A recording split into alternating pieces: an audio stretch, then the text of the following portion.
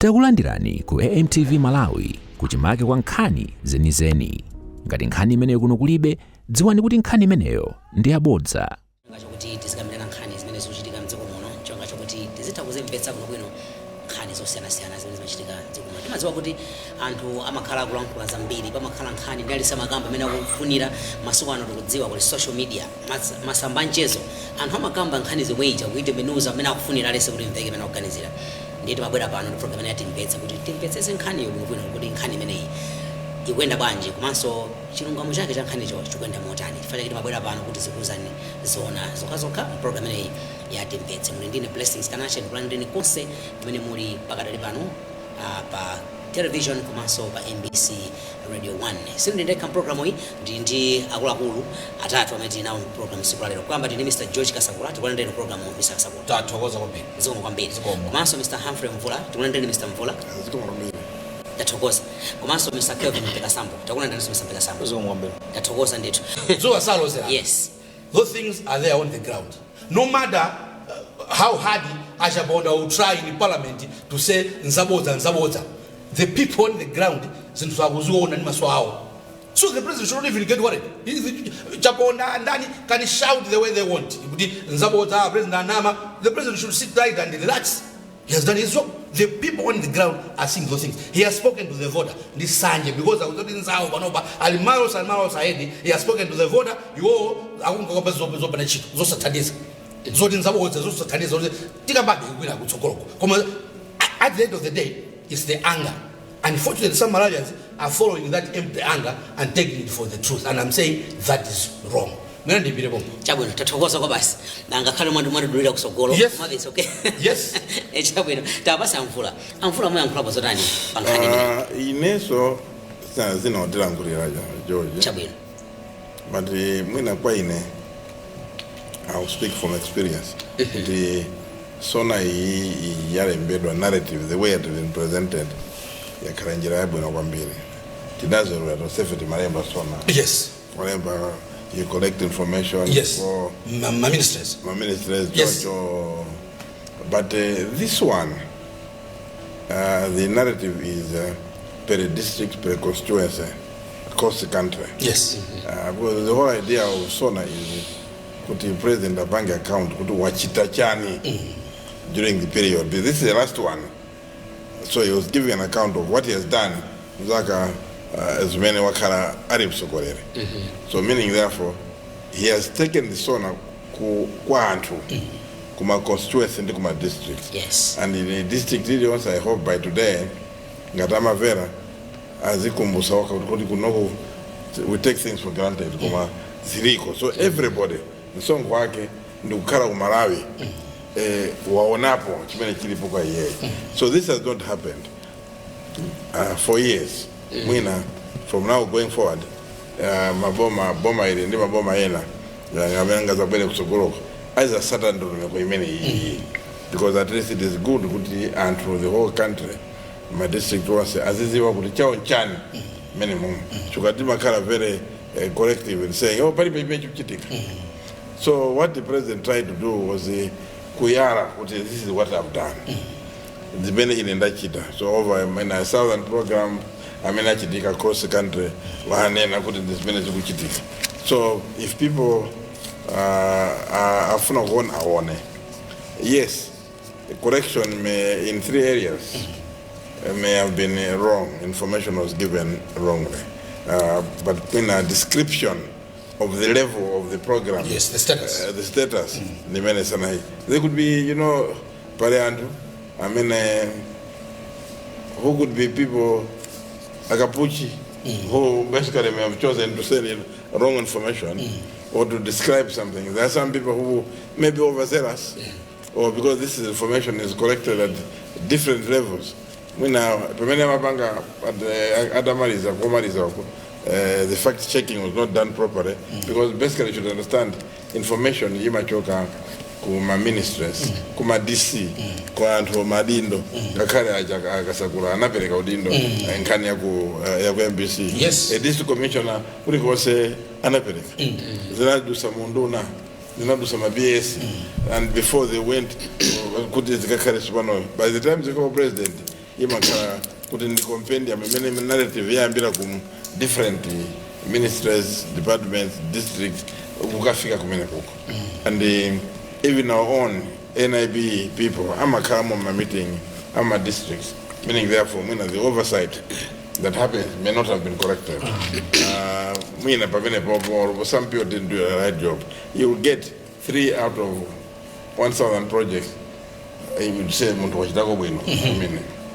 I'm not saying that we'll ignore those 3, but then he was saying, let us look at how we can move forward. I think when our period in Kuti Sona yakhala properly represented. Tisatamange pongo funa nimakonda kusema wanena kuti sawa graping kuipisa chinthu chabwino. Satamange ndeti pangaso zawo haters ya kuti ena kwa iwo palibe chabwino chimene chakwera machita. They thought now they're going to timpeza last Sona tikatana naye. So apeza kuti munthu ja wapanga change format is advanced. He's been cleverer than iwo. So zona kuti mwina nchwake na autamanga rankwa o kunena zina ndizino. So I think Sona ndiyabwino yapanga covers into zambiri.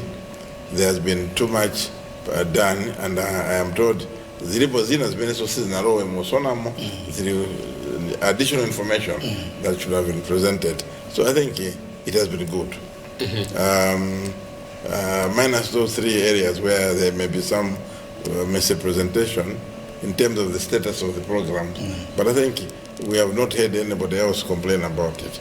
Akaram Parliament, even Japonda, did not come up to say, initially I've got 10 examples of many good people. Senate unena. Senate and the show, I think our Bodza Ndipo Bodza Singachokele Mina Kwina. He has no reason to lie because he's talking about whatever has happened. Very interesting point, George and Achula.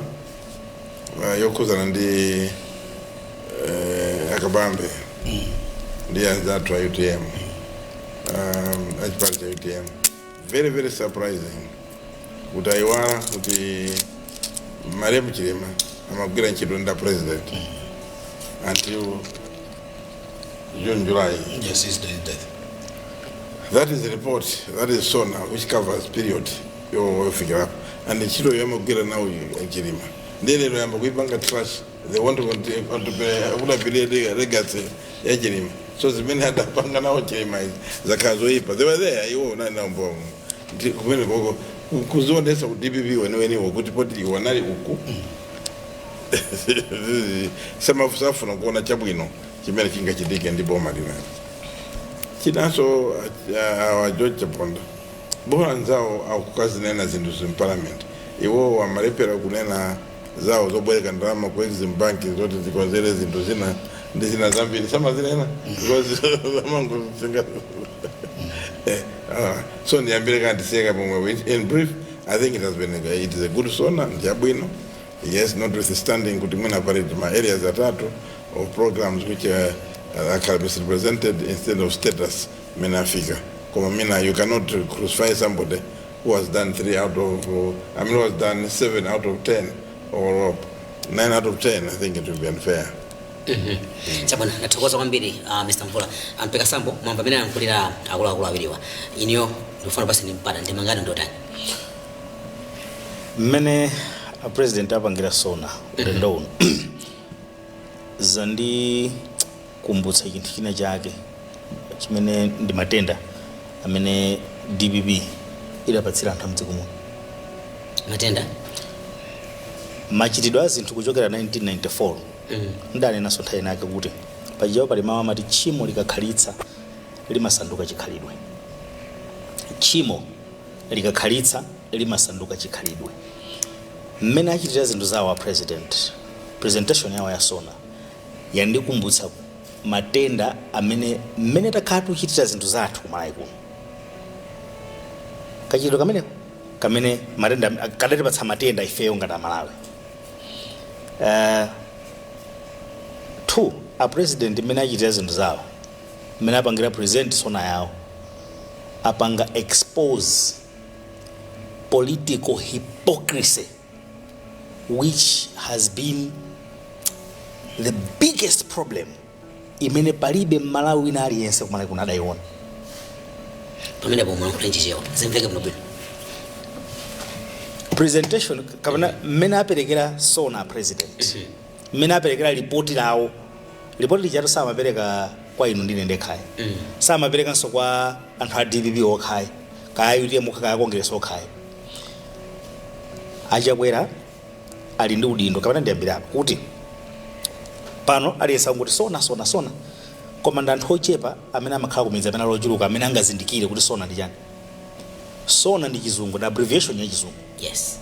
Imene matanthauza State of the Nation Address. Koma muchichewa mtsogoleri wa dziko amayenera kupereka report kwa anthu amene adamulemba ntchito.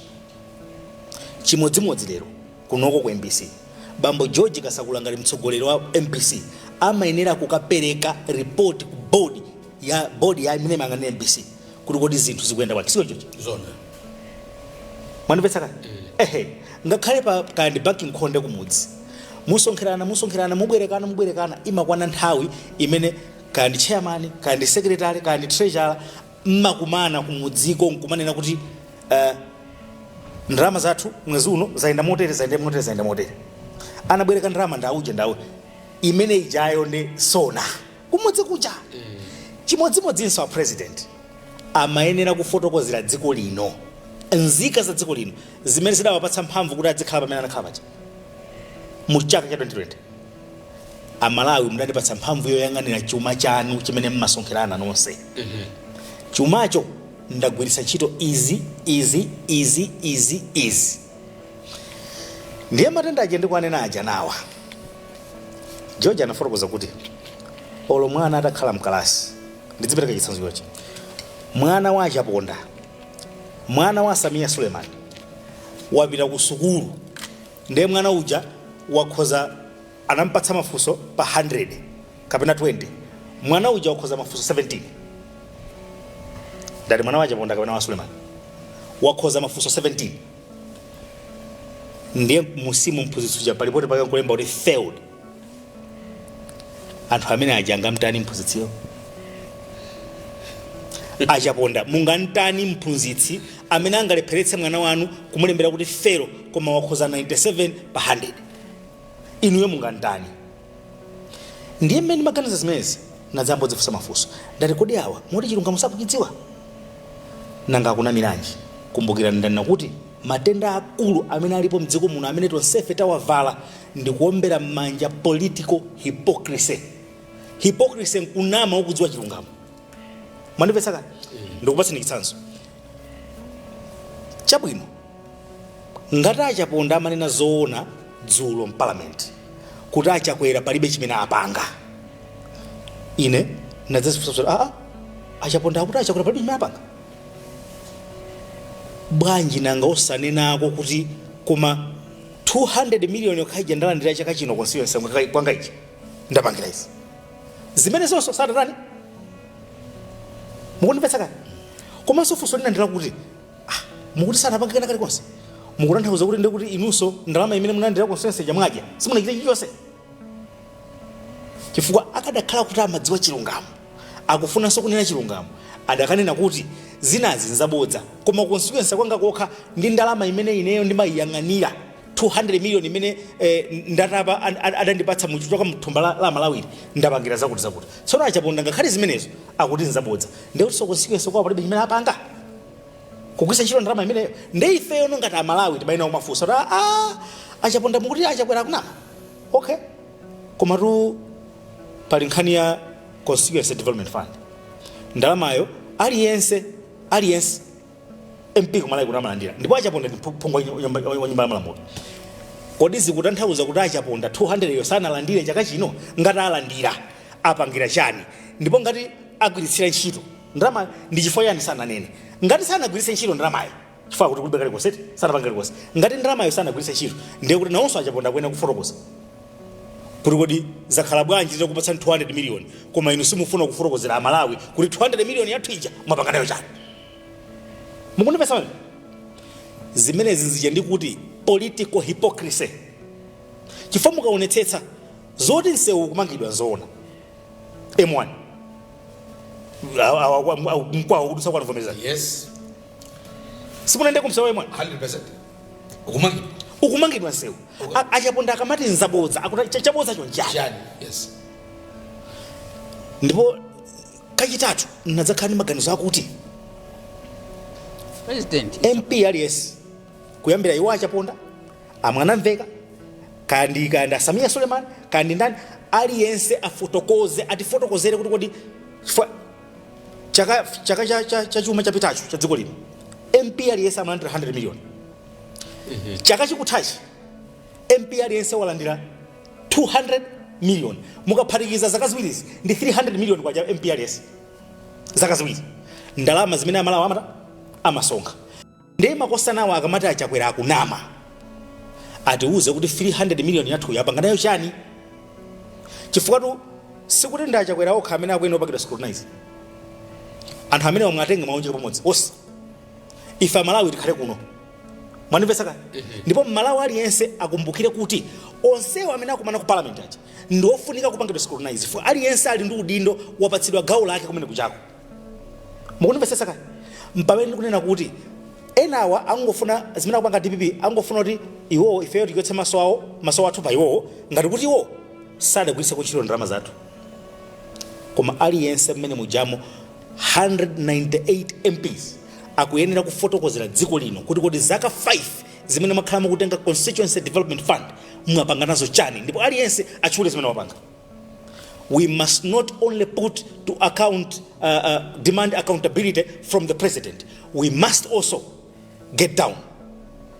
Manifestaka as ministers mwapanga chani, nanga as MPs amene mugwiritsa ntchito ndalama directly constituency kwanu ndalama zathu za ifeyo mwapanga chani. Tinkaona akulengeza achichola nyumba ya malamulo anaombera mmanja kwambiri ma MPs achichola kuti tapanga double kuchokera pa 100 million kufika pa 200 million. Ma MP adaombera mmanja kwambiri. Kuombera mmanja kumene kuja ifenso tikufuna tidziwe achaponda mufotokoze ndalama zimene munatenga 300 million zakaziwiri zapitazi kupita constituency kwanu mwapanga nayo chani. Chifukwa ndi noma amene mukunena kuti achakwera kunama, koma achakwera tikudziwa adatiuza kuti pa ndalama zimene ife timasonkha adzitengapo 200 million kumpatsa MP wina aliyense ngati seed money yoyambira kuthetsera mavuto akuluakulu amudera lililonse m'Malawi muno. Kandi njala, kandi masukulu, kandi zipatala, kandi misewu, kupala misewu. Muyambire tikudikira kuti ndalama zinazo zizibwera. 300 million pa constituency iliyonse ndalama yochepa.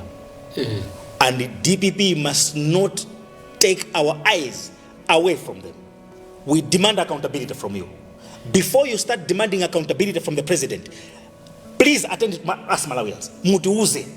Samia Suleiman, before you start asking questions, can you testify what you have done with our 300 million that you have gotten the past 3 months?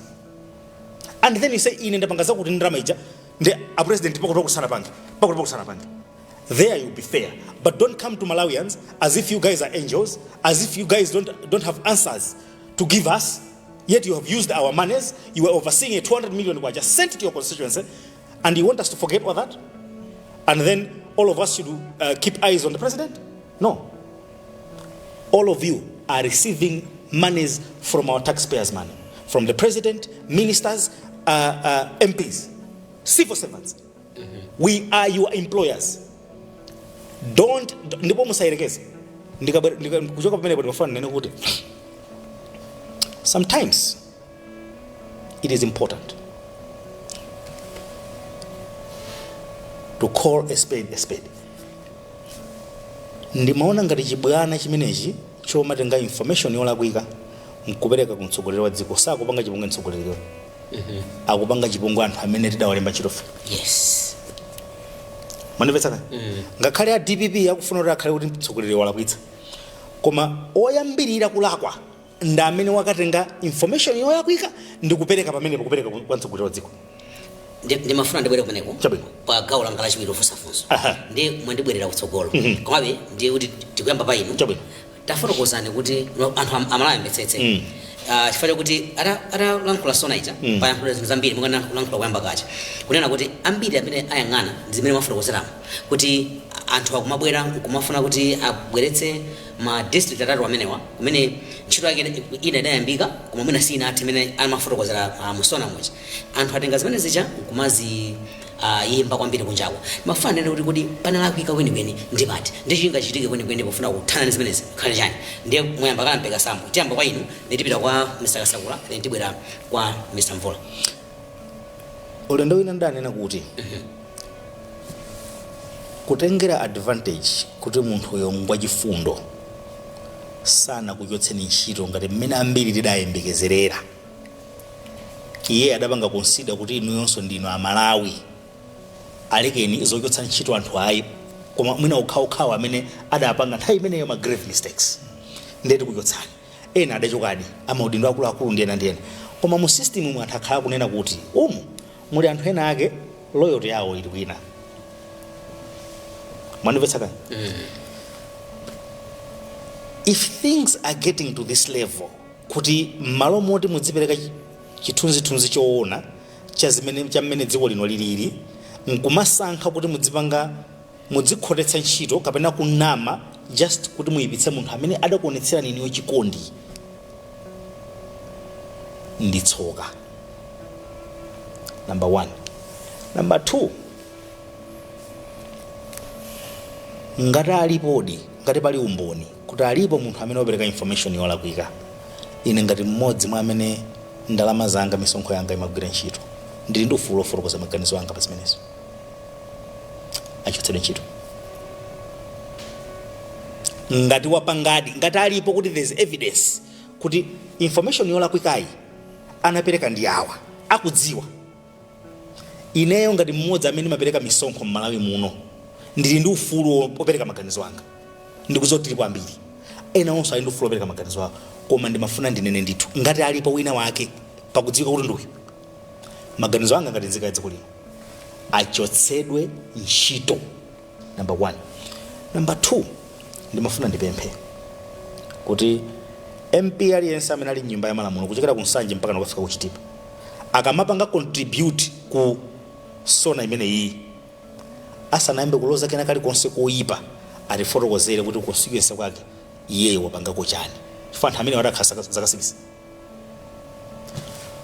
ngati nkukwiya tikwiye ndi onsewo ngati nkusangalala tiye tisangalale ndi onsewo ngati nkuweruza tiye tiweruze onsewo chifukwa uyu ali pamwambayi kuti mtsogoleri iye amasainira ndi amene apanga ziganizo kuti apa tiketsendera amatike uko apa tiye tiongezere ndi CDF apa tiye titere koma amene amakayang'anira zitukuko zija nkumaka kumana ku council ndi anthu amene akumana kumene kuwa mwanimvetsa ka mwanivare Yes.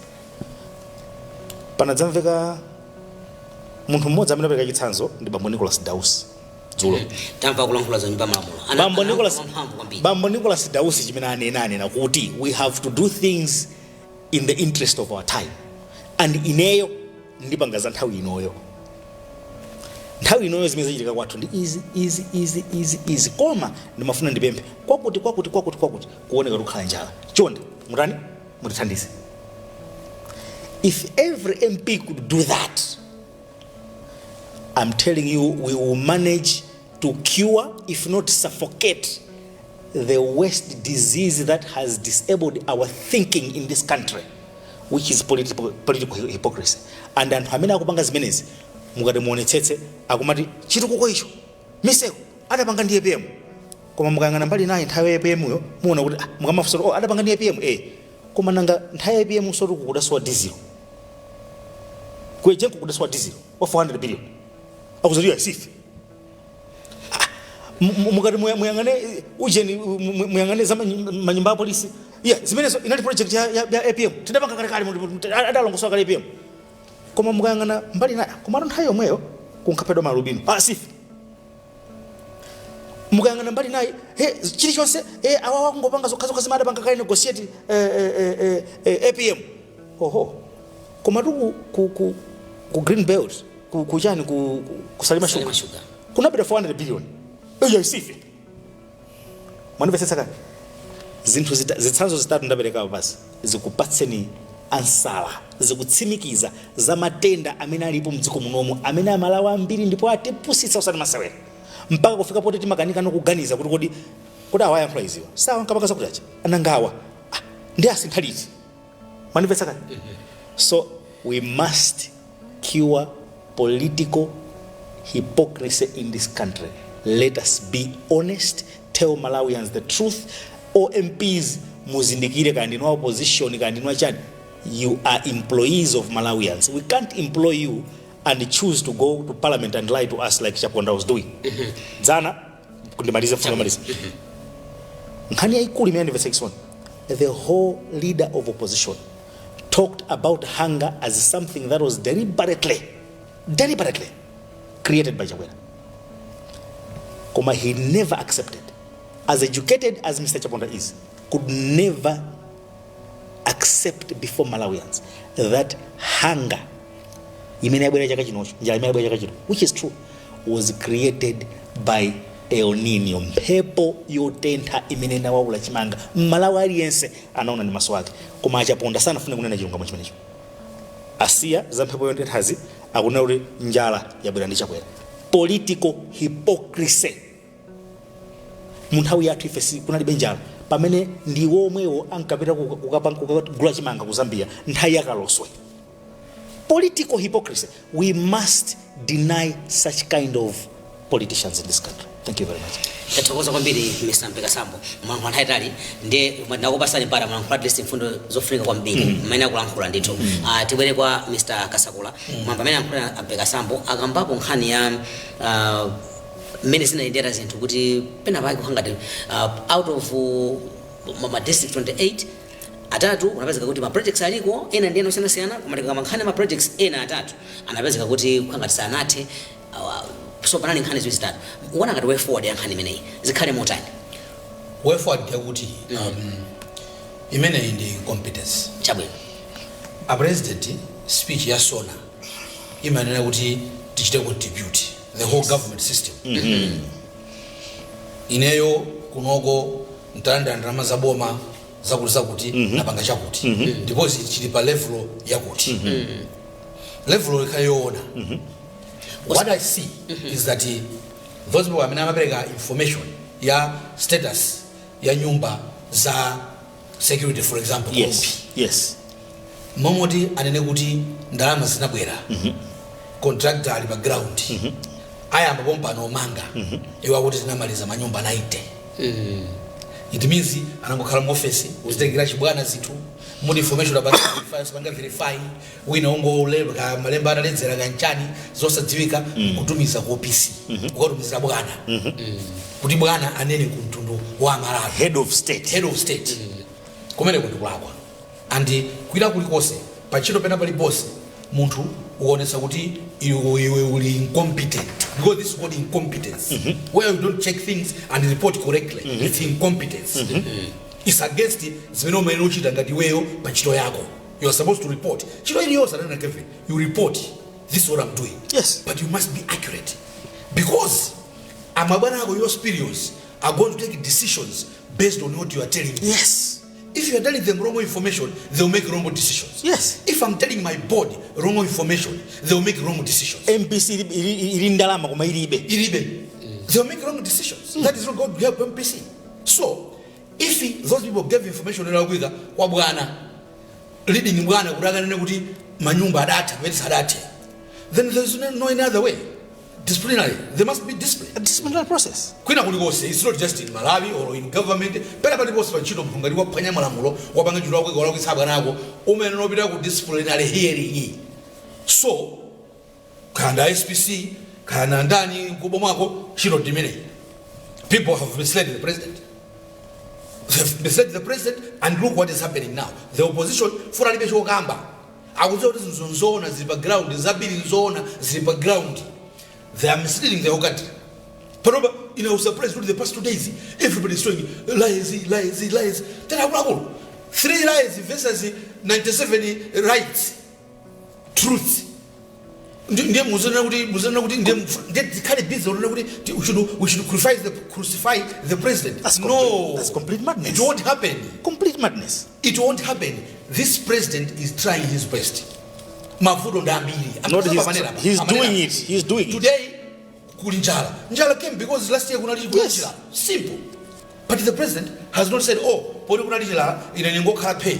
He has been sourcing chakudya. Chantu akugawa. Dzulo ameko usanali kundilande ugawa wena ufuna agenda. Munthu akagawa ufa kuti anthu adye ufuna agenda. Ndale. Amalawi is very. Let's not assert this president that we have. The president amene akugwira ntchito sana ndi usiku to take this country forward. Muli njala mdziko muno tiyeni tipeze chimanga kunja.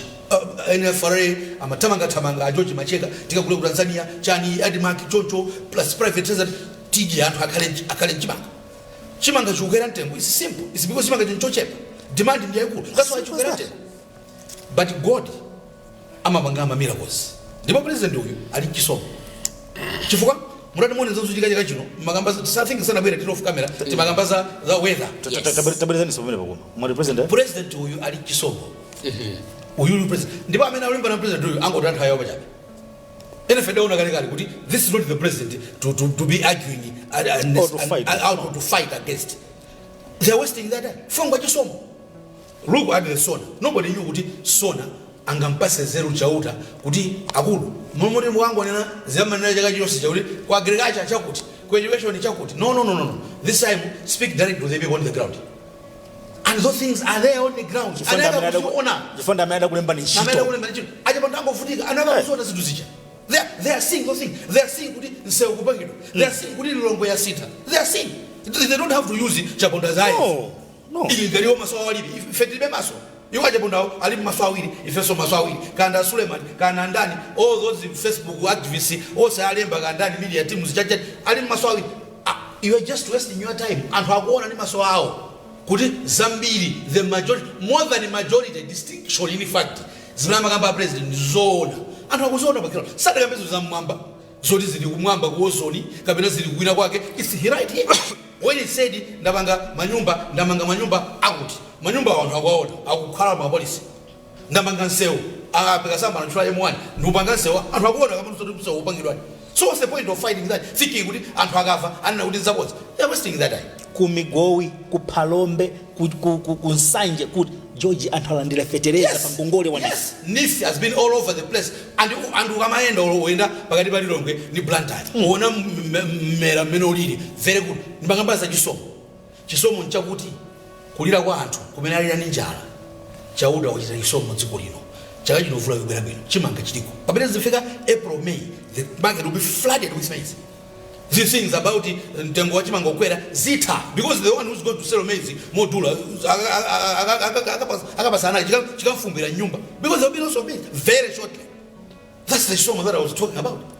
Chauda ofera mapiratu nda president kuti tafutika ni njala chaka chino vula bwino and everything will just crumble. All the things that people are complaining about kuti njala rightly so because supply ni ochepa zita because chauda watidalitsa. Ndene manena kuti aba amanibwerezesa chisomo cha president hawa amene amanimana na Chakwera angoda nthayo pachabe. God gave him chisomo kuti akwapule kusona nena kuti sinayaonera dziko lino. People are busy working overtime day and night trying to discredit it because of 3 incidences out of all the incidences and they think they are going to Malawians are going to accept that lies on Bodza police. You want amene kuna Bodza. If they are talking of lies, then him who is lying. Who can lie about it where he is now, Parliament? He's not seeing himself. I mean, from city center, we figure on 1 minute. You cruise throughout. Carry them Vudiga, Bidaba, meeting, you must also figure meeting. Because you're trying to navigate. Today we are driving because the wrong has changed. Yes, even the Blantyre has changed. So what is he talking about? He's just wasting his time. The point is to answer your question. Uyu president uyu ngwajisomo. Amena malimbana naye angoda nthayo pachabe. Uyu ngwajisomo. Zikuchitika mdziko muno. That Sona has shown us kuti zikuchitika. He spoke to each district. I was interested when he spoke to anthu akunchewu. Anthu akunchewu inuyo zaufura mchaka chino. Mundaluza BN, mudadani. He was speaking directly to them. These people know that kind of speech will have an impact. That's why they want to make sure would impact you is a unege. Come they're wasting that we want to impact because he spoke to the people. He spoke to the people of Cholo, spoke to the people of Cheu, spoke to the people of Nzimba. Every district has had its own message. Nkunena sori kumula njeko kwa yawa ndapereka kuma kuti chimene chakwitsa chimene chiro yes. Tsona president ayamba sokulula sokuti ine ndatenga ndalama mwakuti amagamba kuti sanakambe za economy imene iwo amaganizira. Koma he talked about the economy. Yes. He talked about what is happening, how much is going in each of these districts and what that means. He talked about it. If they want a detailed plan, then that's why the budget statement is going to be done on 28th. That's where they're going to talk about the Minister of Finance. Actually, will now talk about the economy in detail, about the plans on how they want to make sure the economy. The president chose his own way and he communicated. The president talked to every one of us. Each and everyone felt what the president is talking to me. Because he was talking about things that are on the ground. My district anymore, and I guess Sada children don't know to Sakuziona, Zodan Nudagunam, Agunamajan. But he mentioned only things that is the ground. If there were 2-3 misrepresentations, does that negate everything? It doesn't. We're not disable. Tatokoza kwambiri. Ziko homo. Mr. Mfula, akambapo misakasakula za 3 misrepresentations zimechitika Sona Munali. Ino mwe ankulapo zotani pa way forward. Ineyo ndiyankhule kuti ndibwerezenso kuti akamapanga kubwera ndi Sona kuti ifike pene yafika pake. Imachokera mmadera. Chabwino. Madera amene ma ministry, ma department, kwa DC, ndi maofisa ena onse aboma. Amatumidwa kuti atumize status treasury reports kuti zinthu zili bwanji. So zikamafika kwa president zimachokera kumusi. Zimene adindo amene amagwira ntchito nda president kandi ma DC kandi maofisa lanji kandi ma DG kandi ma general manager nduna zachita. Ndi president ama zonkesa zonse pamodzi ndikapanga present. Chimene fund nene njona kuti suda president amakhala pansi wokha kumalemba information yoti zimene ndikunena ine panopo yash iwo amalanda report kwa and iwo ndi ali ndi udindo wokapereka kwa Malawi. Chifukwa anthu onse akamagwira ntchito below kwa president amagwira ntchito in the name of a president. So panali madera mwina ma project wose mwina 1000 ziko 32 kwa mwina muli ma areas atatu kumene ma report sana kale olongosoka. Meaning kuti amene anaende udindo information mene sana pereke information yo managerial either ananena anapanga report status yo lakwika mara moda anene kuti sana malize ango sala weke yamba akuti anaimba kuti completed or panali ena amene anali mischievous angofuna kuti angonena to embarrass the president. Kapena muna samadziwa kuti ya president ulendo uno aina district whatever muna ngata president angoziphatikiza information ili imabira kwa president imene ukhala accurate. Yes. There is no president amene afuna kuti ande information imene inaccurate because particular Chakwera is somebody who is prepared to say aiki sikili bwino. He will not carry whip ndikumenya ukanduza information yona so it could be individuals who are mischievous. So mwezi tumanena kuti anthu ena akapite kuona rinkatimo amene who are bent. But they should be punished. So that's where I'm going. Now, Munali is amene angapeleke information yolakwa kwa president. Ena kulanga wachilako. But at the end of the day, the person amene akukhala embarrassed the president. Akukhala embarrassed ndi ziko. And the president amakhala kwa report manager mu parliament, a house of records, meaning that information it has found its way into the records of the country. So I know a president like Sona, but this one Sona, it doesn't matter. Kandi muntu amene iwo wa president ama mdalira kwambiri koma yena kuti aduse through chirango china chake kuti Amalawi aone kuti muntu iwalangidwa chifukwa choti anapereka Bodza kwa president kuti president anene Bodza.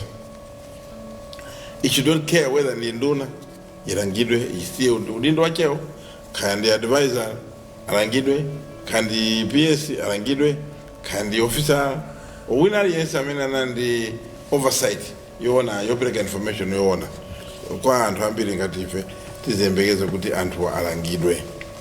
At the same time, a correction must be made.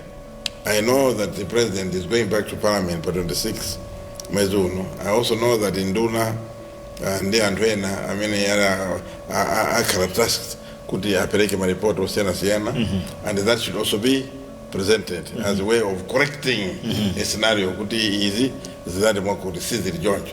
You know, there's no shame in saying that ichi naende bwino, ichi we got the wrong information. There's no shame in the president saying, look, I think I actually reported something. I was not told information, Your Honor. Or saying, I'm sorry, everybody knows that the president does not cook a report. He makes a report based on information given to him. I think that's an important thing. So, below the president, they should not hide each other. To answer your question, correct. Ilangidwe, because we're trying to create a record. We're also trying to show that we're serious people. This Sona is a beautiful Sona. The small blemish, 3 blemishes, so Ononge, the 100 have been done. This is the first year or the first term that from 1994, where a president has given proper documentation of what has happened in each district.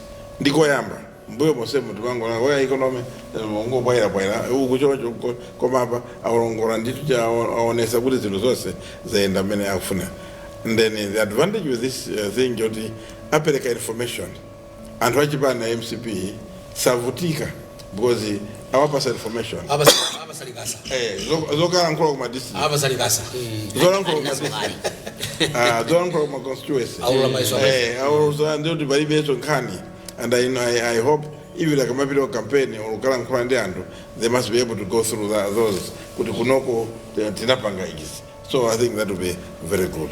So Bianca Bangono, I think Ilangidwe, and the name and shame has come out. Kutamana wants to disease. Kutamena Havanga Zora Kuyandu. Chabwe natokoza kwambi tifatimalize program yathu ndende kwasana mphindi ziwiri kuti mwauza Malawi utenga amene mufuna kuti mwasira Malawi tsiku lero makamaka poona zimene president anayankhula kuona Sona ija ndi kuona zimene zakhazi kuchitika masiku amene azafika tsiku lero ndipo tipita tsogolo 2 minutes utenga wanu khaotani tiyambeni misampeka sana mwapasa Malawi utenga utani pa zonse zimene zakhazi kuchitika pa nkhani ya Sona. Utenga wanga kwa Malawi ndionena kuti tidzitha kufunsa mafunso tisamangotengeka ndi mawu amodzi chifukwa tidzidziwa kuti amene akuyankhula zimenezo pa zifukwa ndeti samangoyima pa iyeyo wayankhula okay ndeti tiyambe nokumuyang'ana iyeyo kuti iza kuzokhala akuyankhuliranji kuti awa iza kuzokhala upangiranji kuti awa mesa ali ndi udindo awa mesa so ndi sawa mandira so 300 million 200 million constituency power mwanavese tidzifunsa zimene zija mpaka natikafika poto okay ajawa mapangizo chifukwa ichi ndeti dzikhala ndi clear position imene zitithandiza kupanga chiganizo chimenecho. Izi ndakamba chifukwa chani phokoso lonse likuchitikali ndikuona kuti akufuna kuti chotsa ife a Malawi pa zinthu zimene titatita zisamala nkuzileka kuti zitenge nthawi imene zimayenera kukhalira kuti chinthu chayamba kumera mpaka na chikhwime zidzatipindulira ndipo anthu amene wani mabodza awo wasadza kwanitsanso ndikupatsani chitsanzo akufuna kuti ife tithawe kuti tisayangane kuti kodi muzaka zitatu muzaka ziwiri zapitazi ndiye kuti MPRS olandira 300 million kwacha ya chitukuko mukaphatikiza 300 million times 198 MPs it's somewhere around 54.4 billion ndalama zimene ife timasonga ndiye akufuna kuti tisayangane kumeneko tisayangane zimene zonse ayi tiyangane nawonso ndiolembedwa ntchito pomalizira ndimafuna ndinene kuti chinthu china chimene ndaona kuti anthu alephera kuchimvetsetsa ndi mmene a president anapangira Sona yawo mukayang'ana Sona ija ikuyang'ana za agriculture ikuyang'ana za education ikuyang'ana za health afotokoza kalikonse mabridge misewu chani koma pa district ndiye kuti pala kali pano mmene amachitira masona akhala kupangira masona awacha amangoyankhulangala kuyankhulano kuchiguluwere kuti basi chalala koma pano aliyense amfotokozera zimene zachitika kudera kwakoko ndi anthu aja adziyang'ana kuti komadi itweti bridge amana president yende amana president eyaditu zimenezo nzimene zawo pya anthu aja koma mukayang'ana bwino Sona ija mukhoza kutengapo kagawo mwachitsanzo ku Karonga mukhoza kuyetsapo kunyema kuti izi ndi za agriculture za Karonga zomwezo mukhoza kunyema apo kuti izi ndi za human resource capacity building kapena amarian HR jan you understand easy mukhoza kunyema apo kukaronga koma kuja easy ndi za wealth creation easy ndi za job creation easy ndi za chakuti mwanipesesa ndiye mukatenga zimenezo mundemo ziphatika no mu Chakwera super high five zimenezo jazo muona kuti he is aligning himself ndi zonse zimene anafotokoza koma chinthu chachikulu chimene mafana akumbutsa Malawi nkuti tisapange abuse ubwino umene mtsogoleri tinaeleroyo watipatsa kuti amabwera pamaso pathu kumfunsa mafunso amavomera kudzudzulidwa amavomera he accepts to be accountable tisapanga abuse chimenecho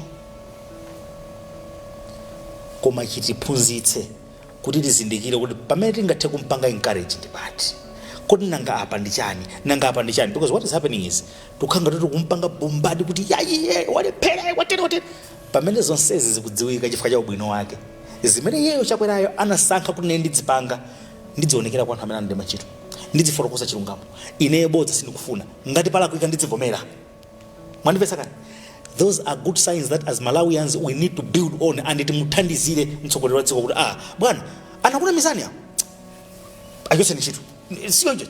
Yes, we need to build on the goodness of the president and not demolish him or distract him because of his goodness. Chifukwa padzana mukumbuke tinkangofunsana kuti akuti kobedwa mafuta akuti malubino akuphedwa akuti nobody would come to us kudzati fotokozera kana kali konse palibe amene ankabwera tinkangomva mabodza amakazi sekera ku State House lelolo olokuti angomveka kuti alubino akuti phedwa mumuona Chakwera chabwera ku parliament akafusa kuphedwa malubino mupanga chani koma nthawi imene apita mthalika ndana akafusa ndi ndani ku nyumba ya mulamulo ade munakopita mthalika kupita ukafika mafuso nda. So we must be able to differentiate these things. Kodi izi zikutheka chifukwa chani zikutheka ifoti mkuluyu amabwera kuti fotokozera lero waona kuti oho ndikamangofotokoza ku nyumba ya malamulo kuno makosa nawo ndimapatsa ntaji uradzinama koma ndikufuna anthu adziwe kuti ngati kwa achaponda kwasiyonse kwa achaponda sikunachitike chituko chili chosika CDF mwafunsa faina ndamandata ndarumiza manipesa kandi kutcholo constituency kwa ndani kandi kumulanje kandi kukaronga kandi kuti zimene apanga Chakwera zija zapatsa Malawi mphamvu zofunsa kuti akuti tupa CDF paja pamakhala 40 million yoti mudzithandizira azimayi muzilipirira ana fees mabasale kuma skulu aboma koma kunoko kulibe ndalama zikazidapita kuti awafunse foro panopa a president awulula anthu aja kuti ngakhala kunditu kwana koma ine ndapatsa 400 million zakaziwiri kuti adzilipirira mabasale adzipatsa azimayi mabanking konde seed money adzipanga zakuza kuti lerolo munthu aliyense wakumudza akudziwa zimene zonse chifukwa Chakwerachi awauza anthu awawululira kuti ndapanga zakuti ngati sizidatheka kumeneko mfuseni amene ndimalizira pamene nethokoza kwambiri Mr. Mvula ine mina ndilankhulepo kuti kupita msogolo Sona ndi yabwino presentation yake yabwino ikupanga cover zinthu zambiri ndipempe kuti akunkuyu ndanzawo chabwino apange boma lathu news ya courage ya timati ya boma lathu information la local language mukawerenga pasana nzanu kuti ipite yaulere osagulitsa ipite madera osiyana kuti mwina news ja anthu aziwe because ena mwina moile salibe olupena zimana kulidwa zisemba MPs abanga translate Sona very good to 7 languages very good mwajita bwino ndo because ambagalo uluka tolinganjolo anthu ave ose mwajita bwino ndoti lwangotenga zi script yo kuika music ngati boma latu ndoti akunkuyo nchilo ndoti jogi somo mulangiza mabo yes abanga news nda kuti mutengeso zimenezo kuzisindikiza mmapevala sona imeneyo muitengeso yachiromwe yachani muitumizeso mma social media plus ngati pali zithunzi take tumizani zimenezo anthu adziwerenga so zimenezo zoti zichitika anthu azimva ikhale ili nyimbo mpaka kuma September 2 ngati yomwe pali zinthu zina zimene work in progress kandi university ya kumombera kandi kuti nduna iliyonse imene ma projects akuchitika ilankhule mwezi ni mwezi pafupi ndipo azipereka status report as part of this building on the Sona development update. Yes, development update. Ikali programu ya regular development update ni nduna zikanazo ma departments ndena kandi ku immigration ziperekedo kandi ku police ya pakali transparency popeleka. Iwoso ma MPO aziwe kuti izo ndi udindo development update ndrama zijamadia mukuye zakale pocket money yanu ambiri mukuyigwiza ntchito ngati pocket money yoti mukudya noka. Mbali mozi menenda kuti ndinepo popula kusogolo then China jongo apempa president kuti ma action amene angatenge pamene kupita ku parliament uko mwina speaker akhale ndi mpata kuti mafunso ena amene angafunsa amene akukaika za Sona awapereke mafunso kwa president akawayankhe sinanga ali ndi mafunso ndiye ya president atakuyankha mafunso apereke kwa speaker automatically muna diverse chibari diverse dinamve a president atupiro kapanga correct some misrepresentation ya chilungamo akabambe ndi anthu UTM iyi ndi Sona imakayankhidwa mu parliament muni ndi aphungu si ukayankhidwa mu newspaper laye nakakuyankheni ndani mapepa si pa Facebook kuti si pa Facebook nanga ndana menanga walanga mundu ndo ya boma ikabwera zakuyankhani za pa Facebook nanga president akakuyankhani za pa Facebook muni ndi aphungu apaseni kamarikasa o mapasa akakulankhulire ndipo yankha Sonazo mamoti inuyo muzili mbana kwangalika kumakalemba za pa Facebook manambala yawo songusalira rumayankhula parliament nde nambala yawo alibo munthu lako iya akoza kukaponya kupanga njira apese anthu amene angalankhulire ponya muna akapatsira DPP because otherwise iwo nda DPP nakapa anasinta sitinamveto ngati anasinta ndi umene zakusogolo umene tiyaone kuti afika paka pati ndi zinazo so what I'm saying is you don't go for social media you raise issues when zakhala ende kuti akuyankha bwanja anthu anena bwanja anena kuti unkhanda upando just trying to be destructive attention seeking or trying to run away kuti mwina ndizipimbe or try kuzigulisa